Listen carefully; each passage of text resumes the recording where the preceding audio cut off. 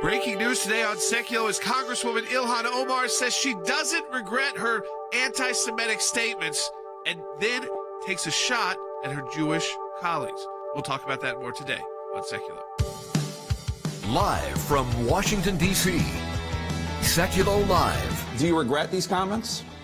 I don't. I think it's really important to think back to the point that I was trying to make. Obviously, I was addressing Secretary of State Blinken. Phone lines are open for your questions right now. Call 1-800-684-3110. Do you understand why some of your fellow House Democrats, especially Jews, find that language anti-Semitic? I have welcomed any time, my colleagues have asked to have a conversation, to learn from them, for them to learn from me. I think it's really important for these members to realize that they haven't been partners in injustice. They haven't been, equally engaging in seeking justice around the world. And now, your host, Jordan Sekulow. Quite a statement from Congressman Omar to say that her Jewish colleagues are not at the same level of fighting injustice around the world. As we've said, this is someone who is a refugee to the United States. She talks about that openly, and that's not a slam at all. A lot of people came to the United States as refugees, but the idea of not knowing her history, she's trying to right now on Twitter walk this back, and she's talking about how Jews in America were involved in the civil rights movement and very upfront. I mean, if you see any of the pictures of Martin Luther King, any of the marches, you will see rabbis right in the front. You usually see priests as well. I mean, so this is, again, part of the American experience that she is leaving out, and the history she's leaving out as well.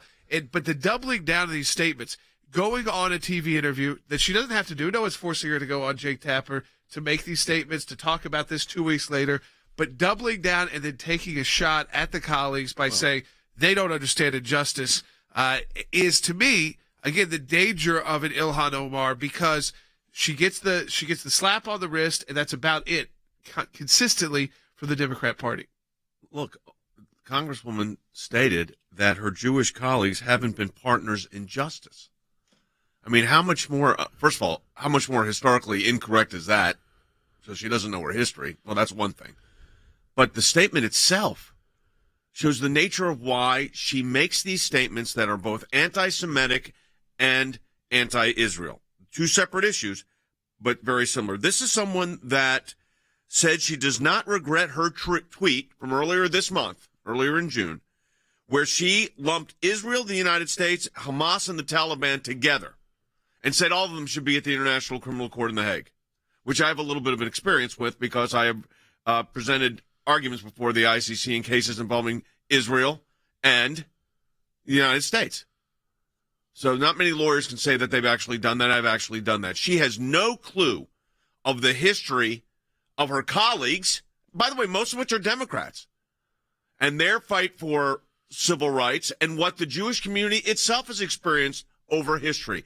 A complete lack of understanding, Andy, of history. That's what it is. Well, it is. It's obviously someone who's never read a history book and doesn't understand the history of the Jews. She ought to start with Josephus, the ancient, the Hellenistic Jew, Roman writer, who wrote a history of the Jews to learn how they came to be and what they came to be, and then read the deed book of Israel, the Bible, and learn what that's all about, and then look at what recent history was in the 1920s, 30s, and 40s in Europe to understand what the history of the Jews is. And I'm going to say, we'll get in this in the next segment of the broadcast and later in the broadcast, but Professor Hutchinson, Harry Hutchinson, our Director of Policy, has written a law review article that's been published at St. Mary's University called Campus Free Speech in the Mirror of Rising Anti-Semitism. So we are taking action on all this. We've represented Jewish students. We've represented Jewish faculty members. This Congresswoman should be censured by the United States Congress. We want to hear your opinion on all that. That's right, 1-800-684-3110. If you want to talk to us on air, that's 1-800-684-3110. Just understand what she did. She sought out the media to double down on these statements, to not back away, to not try to reframe, but to double down on these statements and then take another shot at a whole group of people saying they don't understand injustice. This is, again, to me, it's time for the Democrat Party to act by removing her from those committees, and the slap on the wrist aren't enough anymore. We'll be right back on Sekulow. Squad member Ilhan Omar has likened the United States and its closest Middle East ally to major foreign terrorist groups. We must have the same level of accountability and justice for all victims of crimes against humanity. We've seen unthinkable atrocities committed by the U.S., Hamas, Israel, Afghanistan, and the Taliban. Do you regret these comments? I don't. Obviously, I was addressing Secretary of State Blinken. The cases are put together in front of the ICC. ICC has been investigating. I know that, some of my colleagues don't lend legitimacy to the ICC. In that committee meeting, and it was shocking to hear her compare the United States of America to terrorist organizations, Hamas and the Taliban. I mean, this is questioning America's humanity. Someone who came into this country as a refugee. This effort to draw moral equivalence between Israel and Hamas, I think, is just wrong. Israel's been acting in its self-defense. They were not the one to launch any kind of offensive operations. They're not the ones who are hiding installations behind civilian targets. Israel, I think, has actually gone far beyond what most nations would in fighting a war to try to separate combatants from civilians. Just insulting to compare the U.S. military, and my son serves as a Marine officer right now, so it's even more real to me, to a terrorist group. The United States is very careful. We actually have lost people serving in action to minimize civilian casualties, and to say that we are somehow engaged in the same type of behavior that the Taliban and Hamas are, where they actually put women and children as human shields in order to effect their terrorism. You cannot place these entities, the United States, Israel, Hamas, and Taliban, in the same category. And she did it deliberately. All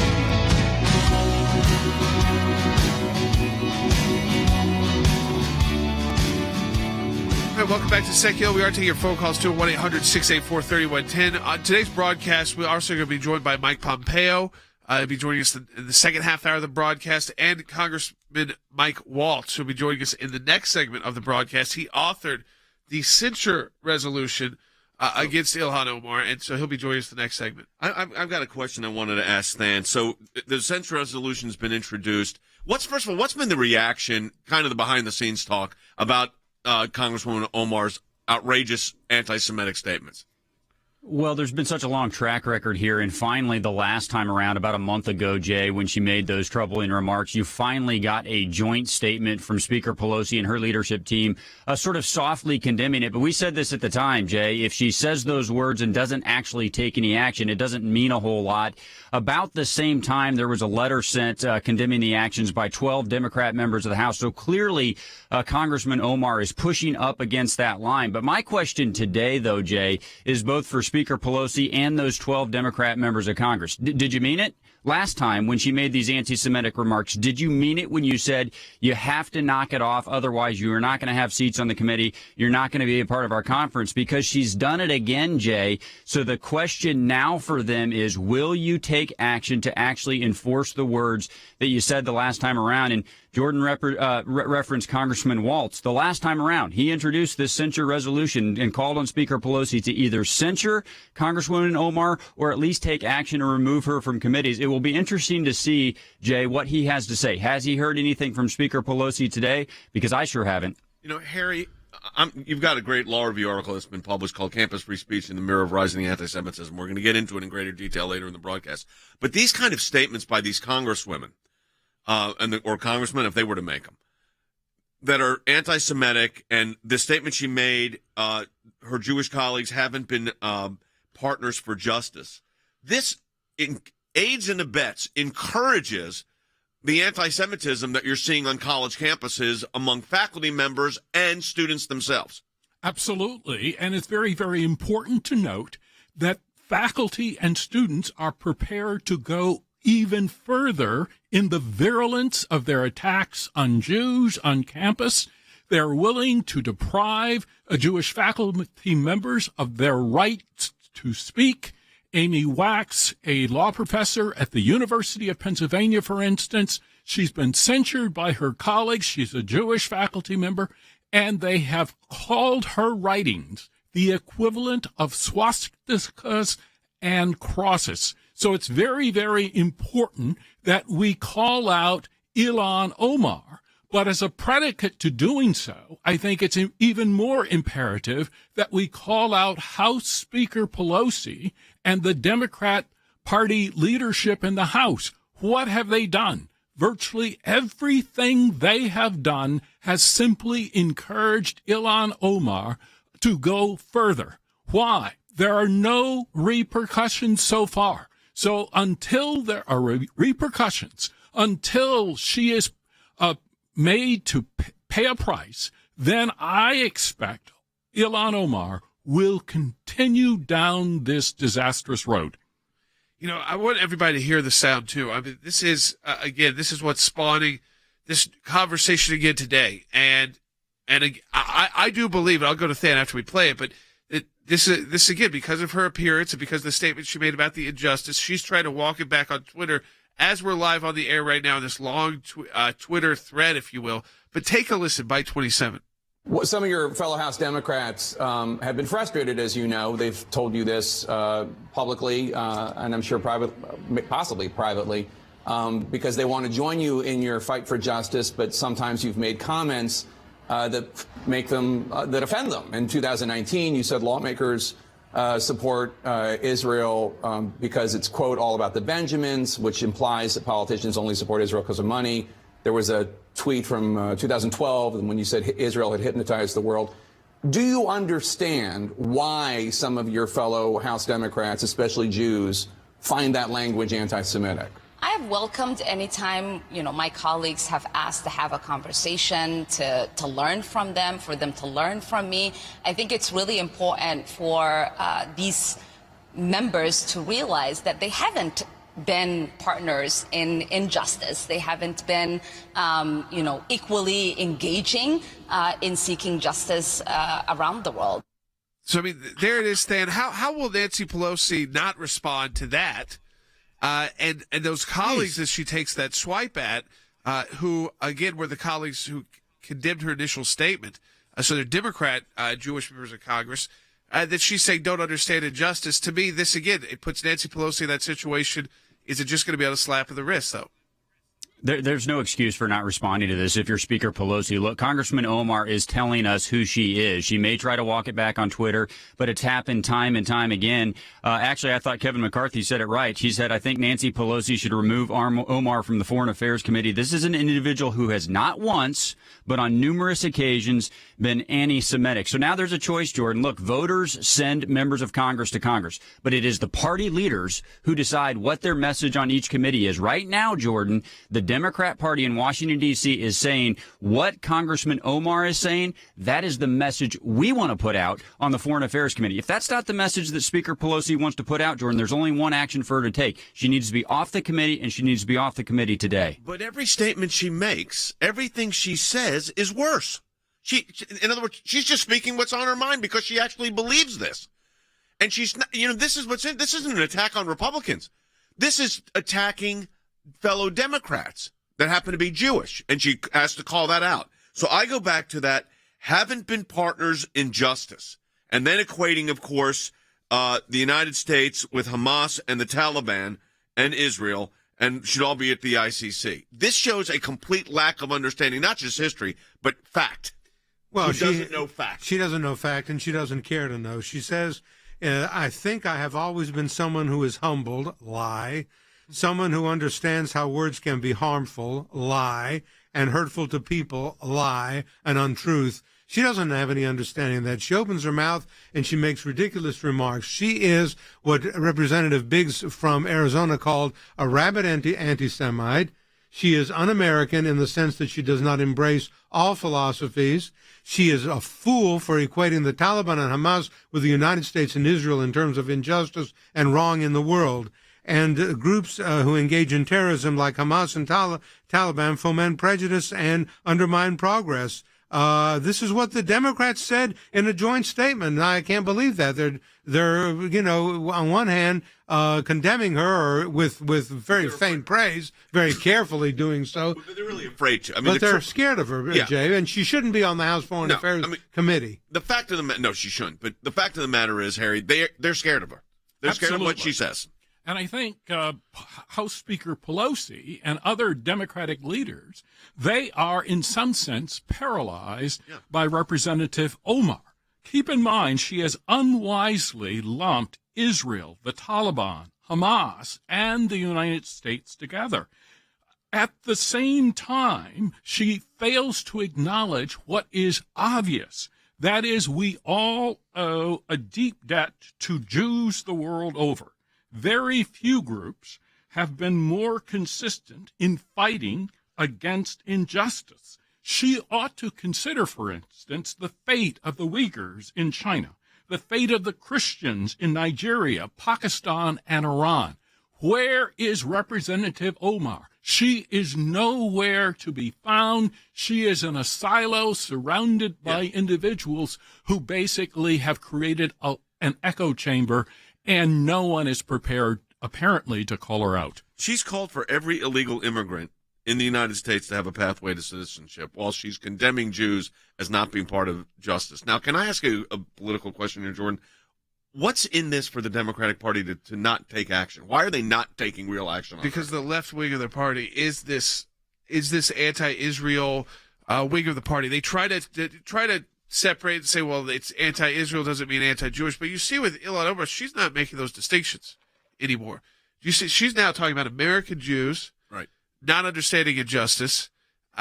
First of all, if you look when she came to America versus a lot of these people when they grew up, and there was injustice against Jews and terrible in the United States. It wasn't just what happened in Germany or the longer history, but also a lack of understanding about the history of Jews in America. If you're going to make these statements, you probably should get some information to know that, it's not like everybody who is Jewish in America came because of the Holocaust. And there were Jews in the founding of America. There were Jews here 100 plus years before the Holocaust or more, and with a long history. But there's also been a history of oppression in this country and racism in this country, specifically targeted Jews. In fact, anti-Semitic hate crimes are usually the number one hate crimes in America. They're the most common hate crime in America is attacks on the Jewish community. But she is trying to say that these members of Congress don't understand. Now, we come back. We're going to talk to Congressman Matt Waltz about exactly how Mike Waltz about how Congress is trying to move forward and put forward these censure resolutions to condemn Ilhan Omar and, of course, have her removed from the committee, which is what Nancy Pelosi could do. That's the kind of power. Nancy Pelosi can't remove her as a member of Congress, but she can remove her as a member of the House Foreign Affairs Committee. We'll be right back. The European Center for Law and Justice. You have 10 minutes. Please proceed. Thank you, Mr. President, Your Honors, and may it please the Chamber. As early as 2002, the United States Congress passed explicit legislation with wide bipartisan support, the American Service Members Protection Act, codifying into law that it will not participate under Section 7423B of the Act, and I will quote, no United States court and no agency or entity of state or local government, including any court, may cooperate with the International Criminal Court in response to a request for cooperation submitted by the International Criminal Court pursuant to the Rome Statute. There is no room to speculate that this will suddenly change. This court's jurisdiction is based on the delegation of authority by state parties. However, there is no customary norm whereby states can delegate their criminal jurisdiction over foreign nationals to a third party. In fact, the customary norm is just the opposite. A state cannot delegate that jurisdiction to another state without the consent of the accused states of nationality. A state also cannot delegate its criminal jurisdiction over foreign nationals to a tribunal whose jurisdiction has been rejected by the accused person's state of nationality. It is not in the interest of justice to ignore customary international norms. It is not in the interest of justice to override explicit agreements between sovereign states. And it is not in the interest of justice to waste the court's resources while ignoring the reality of principled non-cooperation.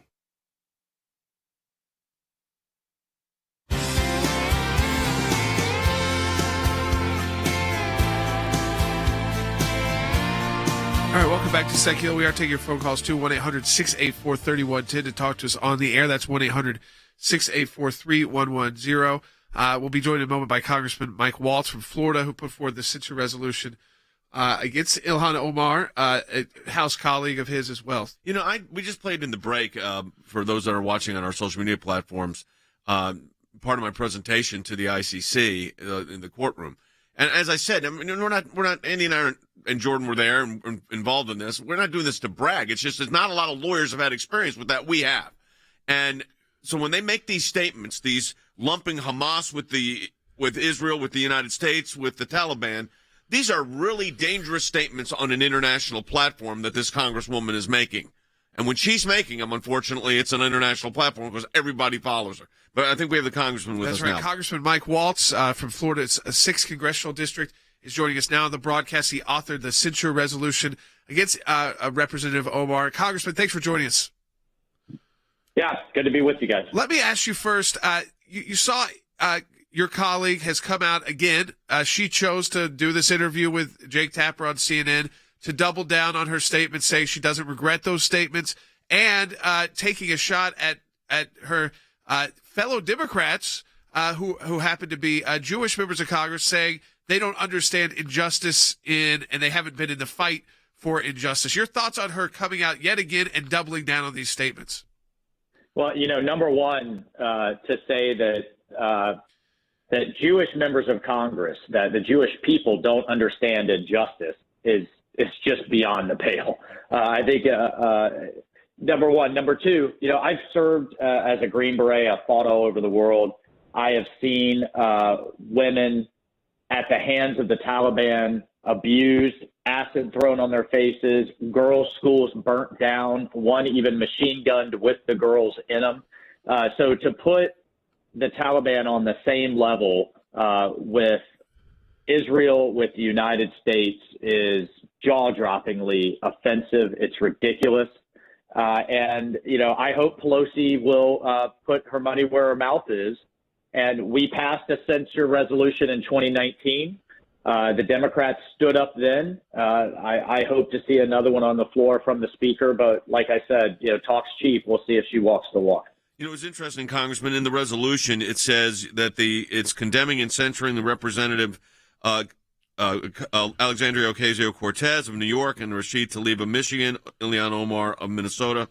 And the reason it's done is for defending foreign terrorist organizations and inciting anti-Semitic attacks across the United States. At the ACLJ, we're dealing with a lot of students, Jewish students on college campuses, and professors too, for that matter, that are being targeted because of their support for Israel or because they're Jewish. And what we're concerned about, and I'm so glad you've got this resolution in, is that this type of language encourages and incites that activity.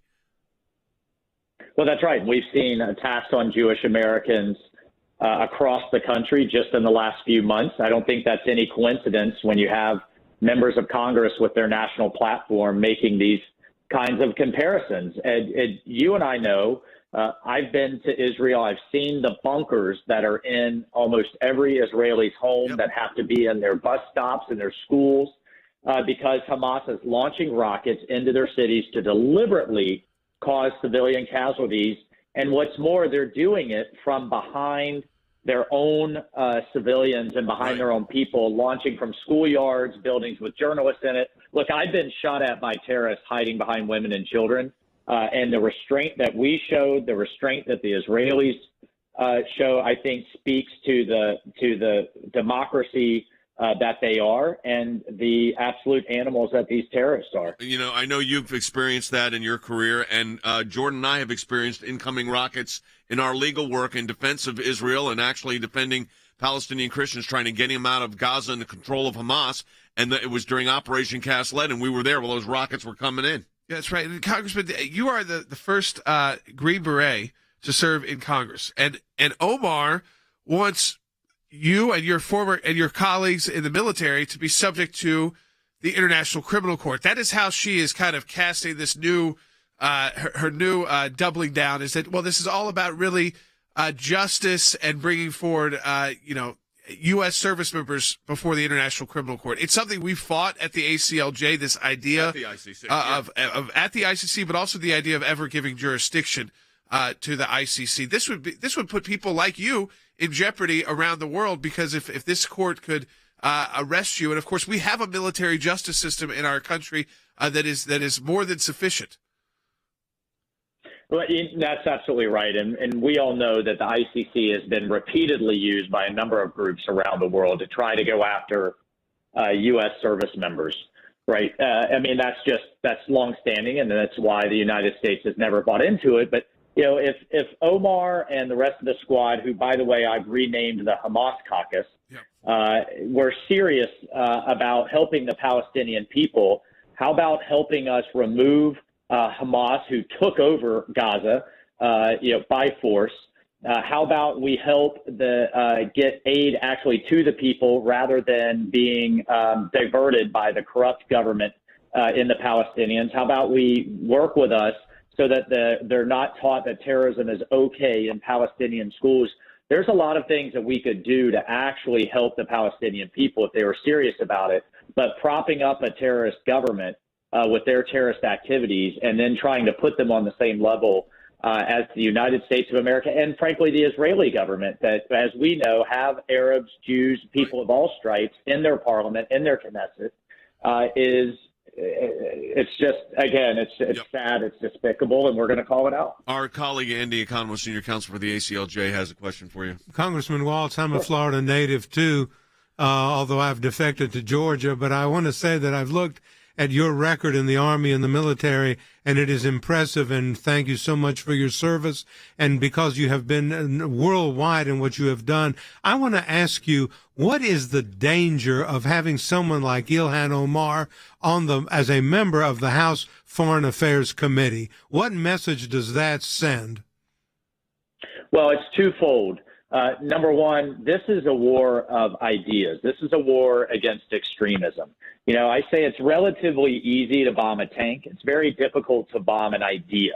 That's why I have children on the front of my book, Warrior Diplomat, because it's their hearts and minds that we are seeking to eventually win over and to not be radicalized. And so when you have a United States, a member of the United States Congress espousing this nonsense, it actually works against America in this war of idea and our local allies around the world, in Afghanistan, the Kurds, and others. But number two, more practically, is our foreign arms sales, our foreign military sales and foreign military financing passes through that committee for approval. That's exactly where the arms packages go for Israel, our support to Israel, and to so many others, and she's a voting member of that committee. And that is incredibly disturbing to me, and I hope when we win the majority back, we remove her from the committee. Well, Congressman, thank you for joining us. This is Congressman Waltz from Florida, who's the first Green Beret to serve in Congress. He authored that resolution. So, Congressman Mike Waltz, it was a pleasure to have you on the broadcast. Great to have your insight. Thank you for your service to the country and for speaking out on this, not being afraid to take on Ilhan Omar, and as you said, the Hamas caucus, which just realize that that's real and it's happening, and the left in the country is putting that pressure where Pelosi not taking the action that maybe she even would have 2 years ago. Thank you, Congressman. We'll be right back. Second half hour, Sekulow coming up. For more than 30 years, the ACLJ has been fighting for freedom and liberty in the United States and around the globe. Secretary of State Mike Pompeo is urging Turkey to release detained American pastor Andrew Brunson. This morning, Pastor Andrew Brunson, who was imprisoned in Turkey for nearly 2 years, has been let out of jail. The ACLJ was at the very center of making the world aware of the plight of Pastor Brunson. They raised awareness of this, and then the administration took this very seriously. In my time in service, both as CIA Director and as Secretary of State, I watched the good work that the ACLJ was doing here in the States and all across the world. Well, I'm very happy to announce that former Secretary of State Mike Pompeo is now a senior counsel for global affairs for the American Center for Law and Justice. The work that we do will save lives and protect America and keep us free and safe and strong. Your support of the American Center for Law and Justice, we're able to address these issues and take action. The ACLJ today is needed now more than ever. Live from Washington, D.C., Sekulow Live. And now, your host, Jordan Sekulow. All right, welcome back to Sekulow.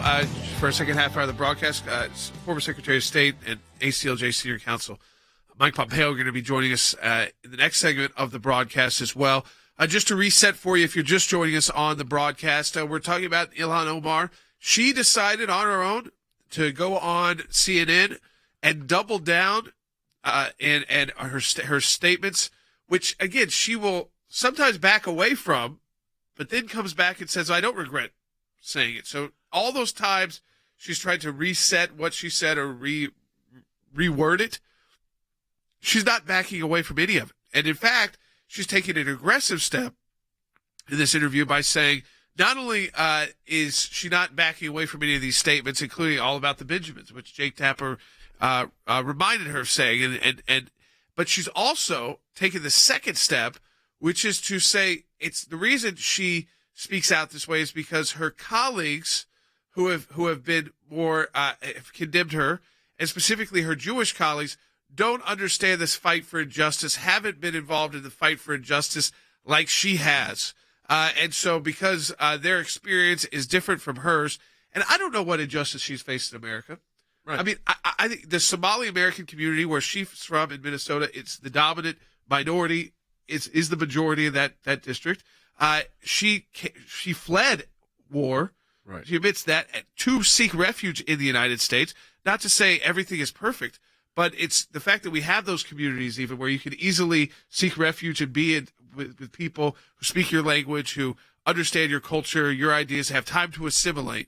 The questions are why, again, this hatred for America and this hatred for the American experience, and then this specific class of Americans constantly going after Jewish Americans. Yes, that was one of the things, Harry, I was going to ask. As I said, Harry Hutchinson's written a great law review article at St. Mary's University called Campus Free Speech in the Mirror of Rising Anti-Semitism, because it's a real problem on campus. But it's interesting that she has targeted the Jewish community with this. Absolutely. But I also think from her perspective, this will indeed pay political dividends. So I think it's very, very important that Representative Omar is one of the leading sources of pernicious ideas in the United States. Congressman Waltz has rightly suggested that we are engaged in a war against ideas. And I would then thirdly point out that one of the main sources, in addition to Representative Omar, of pernicious ideas is found where? On university campuses. So I think it's very important for all Americans, particularly our listeners, to be engaged and to fight anti-Semitism wherever it can be found. And it's also important to note that on campus, the voices, the anti-Semitic voices, are actually worse than Representative Omar. And they are attempting to shut down Jewish students, Jewish organizations. Part of this is driven by what? Antipathy toward the nation state of Israel. So remember, former Secretary of State John Kerry suggested that Israel can be either a Jewish state or a democratic state. But it cannot be both. Yeah. This is the idea that Representative Omar, Representative Tlaib, they're both pushing this idea, and hence we now have a vibrant boycott, divestment, and sanctions movement on campus, which is seeking to disallow U.S. firms and entities from investing in Israel. So I urge our listeners to be alert and to fight against this anti-Semitism wherever it can be found. And this is interesting, too, because on the national level, this makes news. And it makes news on all the networks. But Catherine just wrote it on Facebook. She's in the Twin Cities where Omar represents in Minneapolis. She said not one TV station here in the Twin Cities has covered these remarks. So while we may see it at a national level, at the local level, this may not be getting the attention it deserves, and what the politics there as well at the local level of trying to silence any criticism of people like Omar when they make these statements. We'll be right back with Secretary of State Pompeo.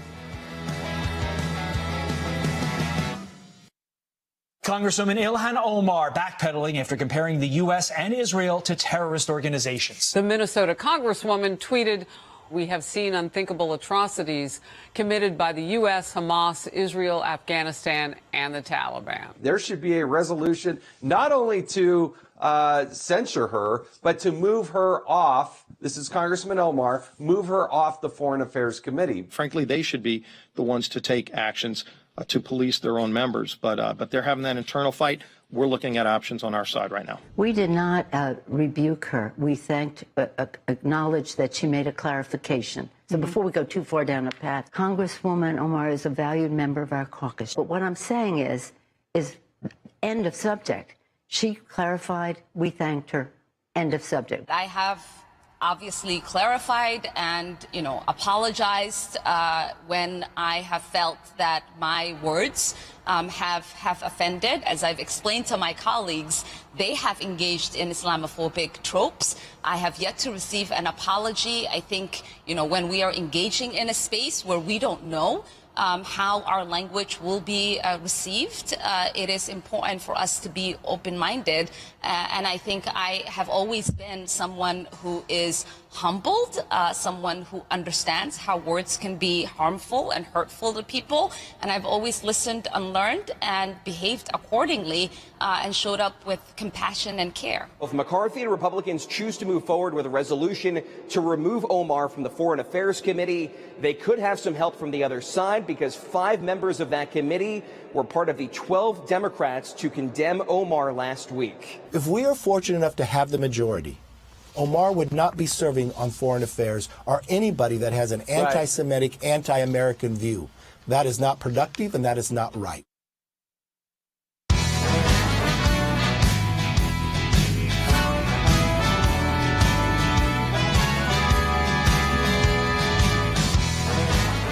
When Congresswoman Omar was pressed by Jake Tapper, saying, the doubling down, I'm not backing away from the statements. She came back and said she's humble. She understands words can be hurtful. The interesting part about this, though, she keeps doubling down. I want to make that clear. These interviewers, they ask you, do you want to come on and do the interview? She decided to then go double down and then take the shot, saying that her fellow colleagues don't understand the experience of fighting injustice. Because she has no understanding of history. No, absolutely no understanding of history. If she had an understanding of history, she wouldn't be making these despicable remarks. And that's what they are, despicable. Yep. We're joined now by former Secretary of State Mike Pompeo, ACLJ Senior Counsel. Secretary Pompeo, let me just ask you, because we keep seeing this doubling down by Ilhan Omar, which puts Nancy Pelosi in an interesting spot because she tried to say this was done last time. They said she, corrected her statement. But she's going back on and she's continuing with the line of trying to cast it all on the fact, well, really, this is all about my support for the International Criminal Court getting jurisdiction over the United States and Israel. I mean, this is a specific. She's an activist for this, and I think people need to acknowledge that and understand what she's doing every time she goes on in the media. Yes, Jordan, this is intentional. She knows precisely what she's doing. She knows exactly who she's tweaking and how she's doing it, and she has a deep view that is at fundamental odds with the way America protects itself, protects its own people. Right? This playing footsie with the International Criminal Court, we have nothing to do with this. We didn't sign the deal. We didn't sign up for it. They're trying to go after Americans who were serving in Afghanistan and Iraq. They're going after Israelis that have just been doing work to defend the country of Israel. She knows precisely what little cute game she's playing, and it is dangerous. And we shouldn't let other Democrats who claim to be Zionists, pro-Israel, who claim to say, no, we don't want our soldiers, our sailors, our airmen, all our public officials subject to this rogue court in The Hague. They should have to declare. Now, you got to pick a side on this one. You can't say, oh, we talked to her and she issued a statement. That's all just silliness. We know what she believes, and we need the leadership of the Democrat Party to distance itself from them. It's interesting, Mr. Secretary, that, of course, I've been to The Hague. I've argued multiple times at the International Criminal Court in The Hague. In fact, on both of those issues, both on Israel's behalf and presenting an argument on why the United States, to the full panel of the court, on why the United States should not be a subject to jurisdiction. And as you said, because we haven't signed the Rome Statute, there is no jurisdiction. Now that court does not follow precedent. They make it up as they go. It's an embarrassment with the rules of evidence. People they've prosecuted have had their convictions overturned because of the duplicity of the evidence, the lack of disclosure that the prosecutors have made. Yet Ilhan Omar and this whole group on the left are bent on having the United States part of this Rome Statute, part of the ICC. Now, so far the Biden administration says, well, we're opposed to it.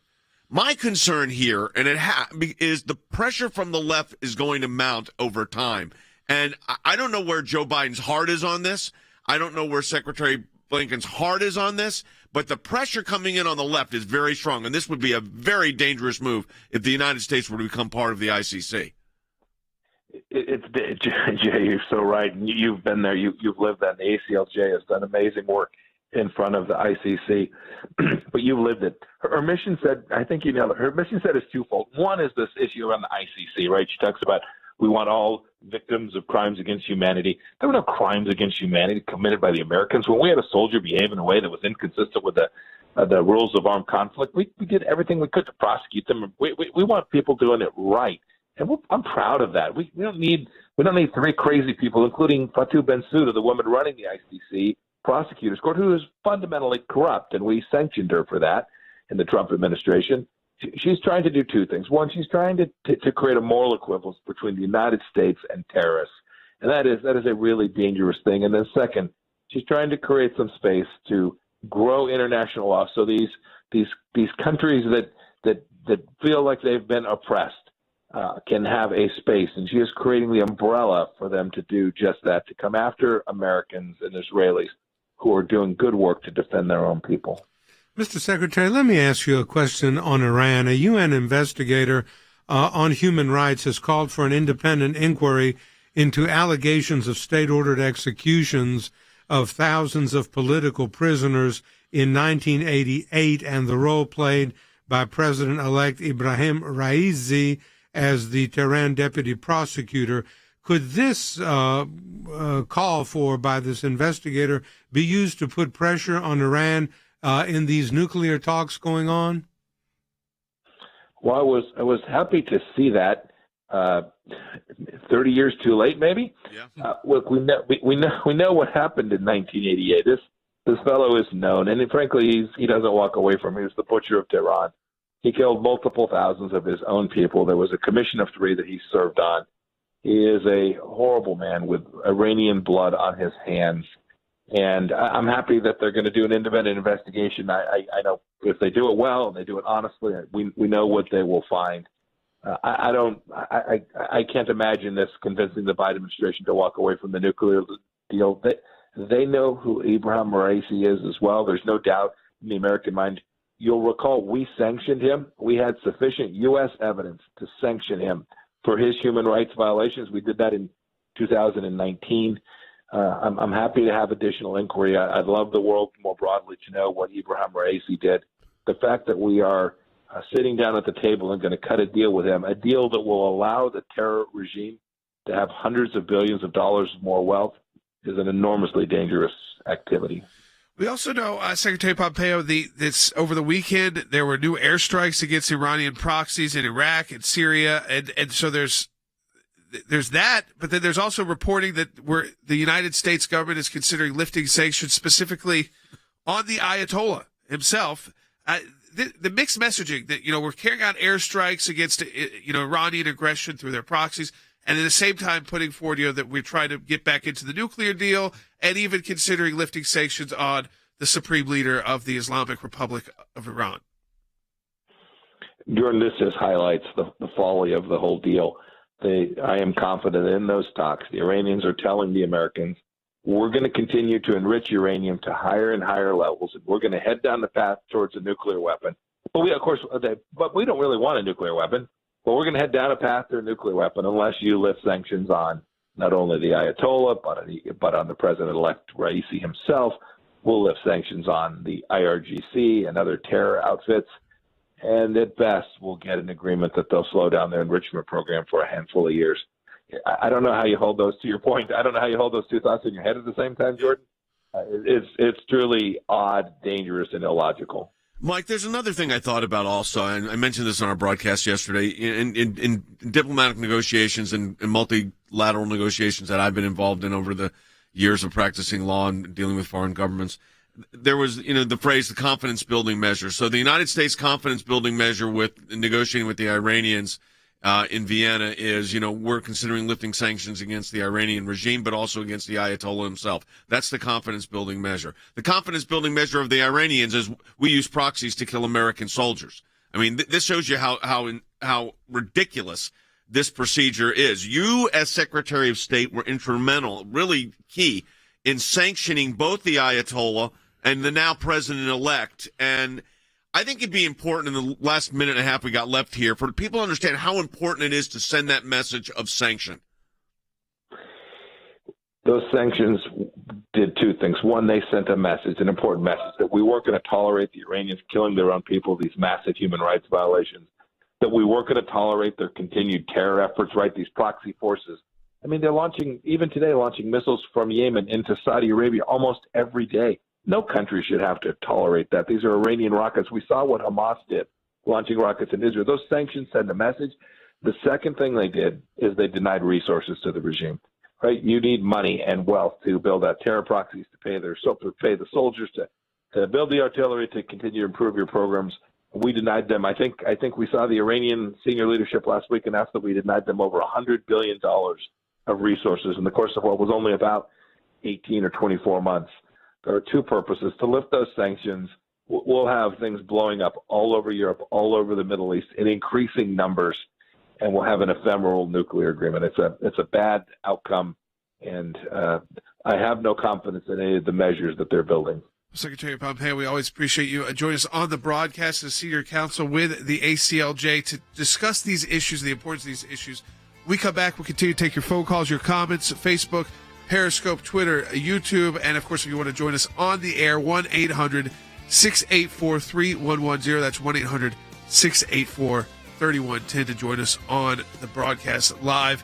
But always great to have the insight from Secretary Pompeo. Again, on all these issues, how they all kind of fit together as well. I mean, the idea of what's happening in Iran, the airstrikes, and they kind of, they get reported in the news and we move on from that, but then it doesn't really work. The idea that you're going to have these airstrikes at the same time you're also going to be going into a nuclear deal. But again, when we come back, we'll take your phone calls. Final segment coming up, 1-800-684-3110. As always, encourage you to check out aclj.org as well. We'll be right back.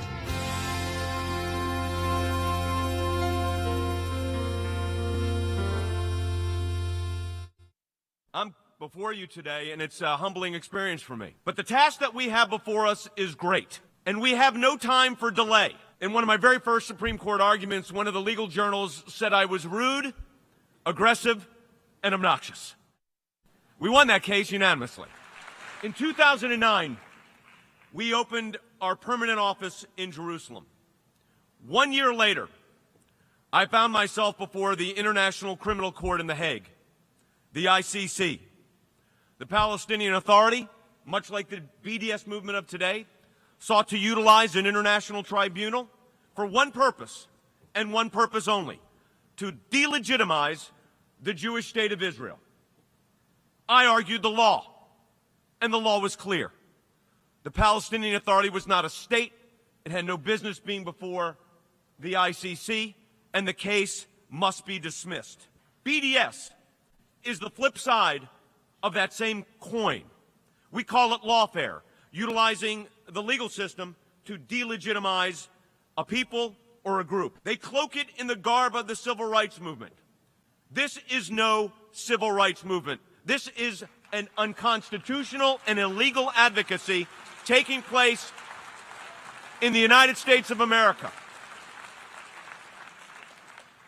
Make no mistake, the goal is unambiguous. The intent is clear.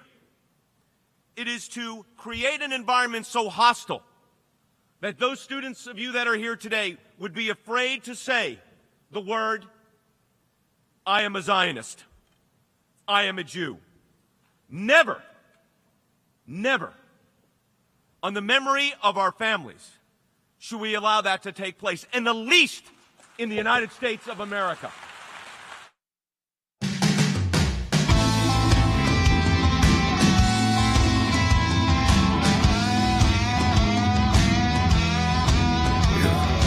All right, welcome back to Sekulow. We're just joined by our senior counsel, former Secretary of State, Mike Pompeo, on Congresswoman Omar. I want to play this by you. We haven't played it yet. This is when Jake Tapper asked about just the question, do you regret the comments you made by 11? Do you regret these comments?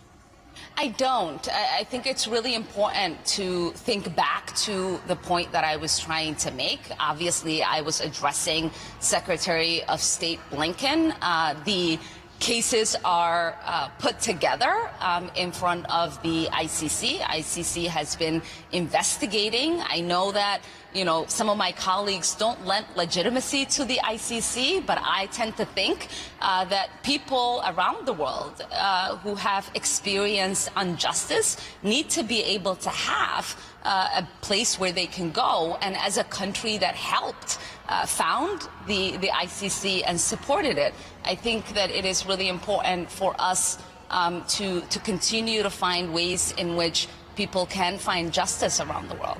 What history? The United States never joined the Rome Statute, objected to the Rome Statute because of its context from the beginning. And we don't recognize the jurisdiction of the International Criminal Court. We're not signatories to the Rome Statute. So once again, she doesn't know what she's talking about. That was the Clinton years, the 1990s. So this was not a partisan issue at all. And it has so far, until the squad has come around, as the Hamas caucus, as the congressman called them. I think that's more accurate.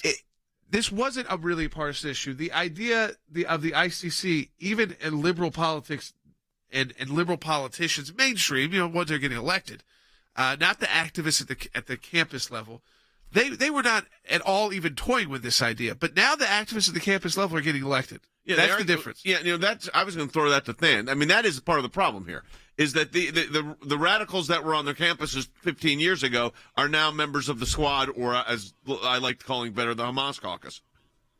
That's really one of the most important underlying points. I mean, look, I think all through the responses, Congresswoman Omar believes that the United States is incapable of achieving justice. She thinks we're a country of oppression. And I just want to remind everybody, she is a refugee to the United States that now sits as a member of Congress. Yeah. How does that sound like oppression to you? I think it's a land of opportunity that she has clearly experienced.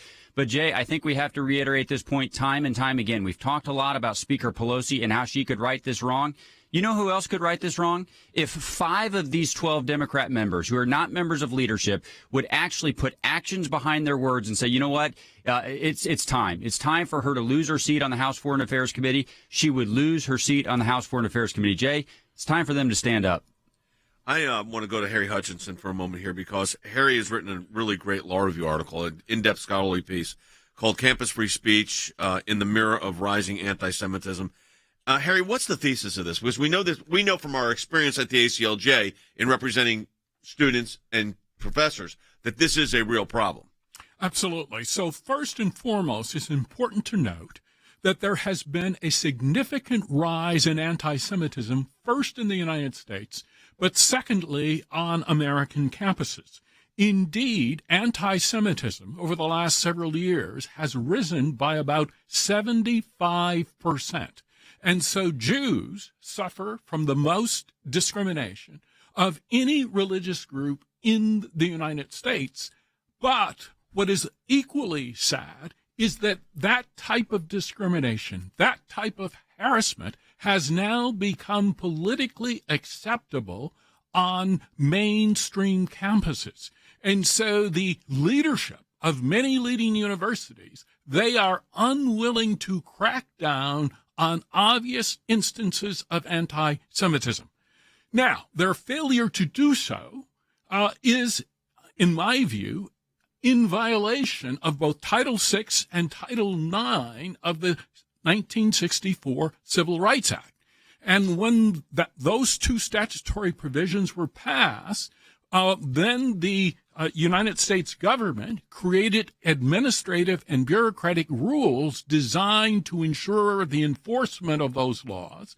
But universities, and this applies to private universities as well, because private universities receive federal funds, they are still unwilling to crack down. Why? In part because their sympathies are drawn first to the Palestinians, and secondly, their antipathy is drawn to the nation state of Israel, which is now classified almost officially on many campuses as an apartheid state. So we ignore the history of Israel. We ignore the history of the Jews, and it's now become a politically correct festival throughout the United States, and it is aimed at one thing only, and that is harassing Jews and then allowing the harassers to escape punishment. You know, and it's the politics of this I'm finding very troubling, because that wing of the Democratic Party, even attacking their own members here. Remember, the first comment that we launched with was, Jews haven't been part of the progress for social justice. And this is what she said. But the politics of this, you would think, would be so strong that the Democratic Party would come out and say, that's wrong, that's incorrect, your apology is not enough because it's not an apology, and you just double down on it on Jake Tapper, even though you're trying to kind of quasi-walk this back. But I think the left of the party is so strong politically, they can't do it. Yeah, and then you take these specific congressional seats where they're safe to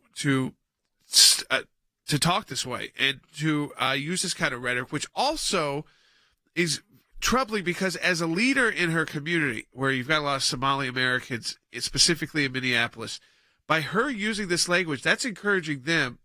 And the Islamist kind of language, which, by the way, they all fled their home country because of Islamic radicalism. Right. But then you start using this language. This is language that would seem somewhat familiar to a lot of these individuals. Though when they came to America, they were probably learning that this was not right, this was wrong, and we learning about different people. That's part of the experience of immigrating or seeking refuge, as most of that community did. But this, using this rhetoric, encourages that extremism within her community as well that she represents. But it appears, Andy, I've gotten quickly for thin, and it appears that it doesn't matter. No, it doesn't matter. The left wing of the party has taken over, and they're scared of her. They're really scared of her. They don't know what she's going to do or what she's going to say next. But I keep coming back to the belief, in my opinion, that having her as a member of the House Foreign Affairs Committee, who makes decisions on the policy of the House of Representatives with regard to foreign affairs, and making these outrageous statements equating the United States, Israel, the Taliban, and Hamas, is unacceptable and absolutely outrageous. And Fan, is there, the congressman was on, he did a great job with us, he's got the resolution in there, what's going to happen? It depends on the members of the Democrat Party, Jay, that say there is a problem with this. Look, every member of Congress, I know this very well, every member of Congress has their own voting card. Speaker Pelosi does not get to go to the well of the Congress and vote for every member of Congress. I'm not surprised that she's in the wrong place on this. And because of that, Jay, this is not just the position of Congresswoman Omar. It's the position of the Democrat Party until she takes action. But in the absence of her taking action, Jay, every single member of the Democrat Party goes down to the floor and casts their own vote. If 5 of them would say, I'm serious, this is a problem, she would lose her seat. That's what needs to happen. All right, folks, again, this is something we're going to watch very carefully because we haven't seen yet reaction from her colleagues, especially from the leadership in the Democrat Party. We had Congressman Waltz on there. You see the Republicans responding. But how will Nancy Pelosi handle this when last time she said, this is set and done? She clarified her remarks. We don't have to keep going through this. We don't have to keep going down this trail. And yet she's constantly putting the Democrat leadership in the position of having to address very uncomfortable issues like anti-Semitism in 2021 in America. We'll talk to you next time on Sekulow.